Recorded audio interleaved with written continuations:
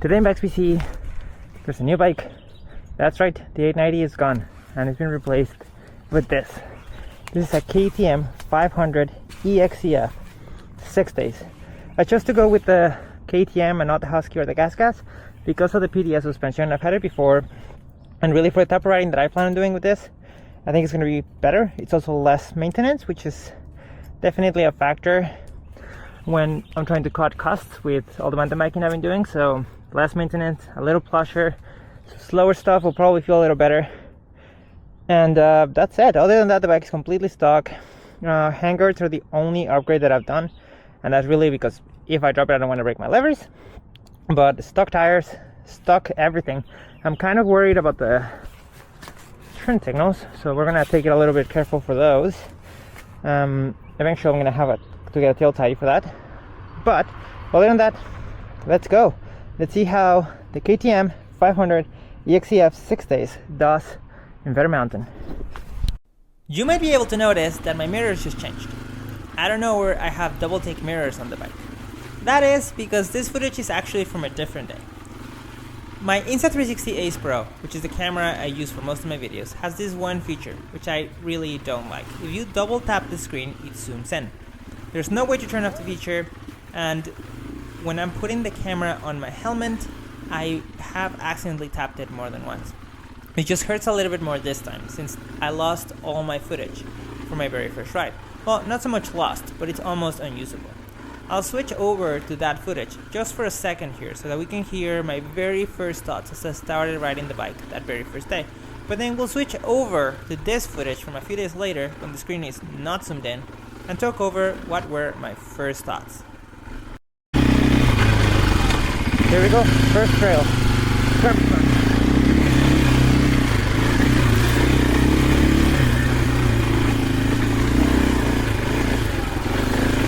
Wow, this thing feels incredible.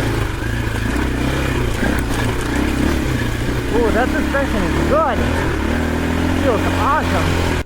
As you can probably tell from my reactions there, I absolutely loved this bike on that very first day. The bike comes out of the box with TKC 80s, which are an aggressive off-road tire. However, it's still pretty road biased. I feel like this bike needs something more aggressive. But how did those TKC 80s really do? Honestly, surprisingly, they did very well. It was my very first time on the bike and my very first time ever riding a 500 in single track. So I took it a little bit easy, mostly blues and greens. But honestly, they did great the entire day. The only times that I really felt them losing traction was in the really steep hills and in the mud.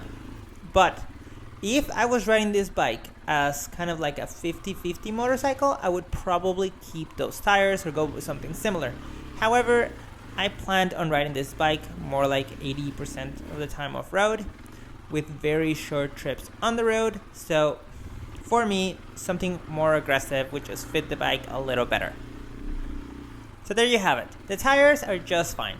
I personally would like something a little bit more aggressive, but they are just fine. So how does the engine feel? The engine feels amazing. It has plenty of torque down low, and first gear seems to go forever, which in trails like this feels great. I've seen a lot of videos and heard a lot about how this bike likes to stall out a lot, especially when you rev the motor and let it and then close the throttle right away. Well, I usually don't close my throttle all the way when I'm riding. I like to keep the throttle just a little open in case I need the power, and really use my clutch to regulate power a lot of the time. Throughout this entire ride, I stalled the bike once, so I really didn't run into that issue. However, I can't say I haven't experienced it. In my garage, when I'm turning the bike on, sometimes I give it a little rev, and if you give it a little rev, especially when it's cold, and let go of the throttle, it does stall out sometimes. So there's definitely something going on there with the emissions. And those emissions are the same reason why this bike is missing some features which is actually supposed to have. The 500 EXCF, it's supposed to have a quick shifter, up, and a map switch where you can switch between map 1 or map 2. In North America, we don't get that. because of a little state in the United States that, let's just say, it's pretty harsh on emissions. I believe the reason we're not getting it is because the other map that the bike is equipped with, would not pass emissions. Unfortunately, that means that the quick shifter is also locked away, since it's part of that same switch, which in North America, even if you have it, which the 6 days comes with it, and you plug it in, it just doesn't work. The only way around this is to get an aftermarket ECU, which unlocks the quick shifter that is already on the bike and gives you access to those maps. So, if you're like me and you like features, especially features that are already in the motorcycle, you'll probably be looking at getting an ECU down the road. And the ECU that is most recommended for this bike is called the Get ECU, and it is about $1,000, so it's not a cheap investment.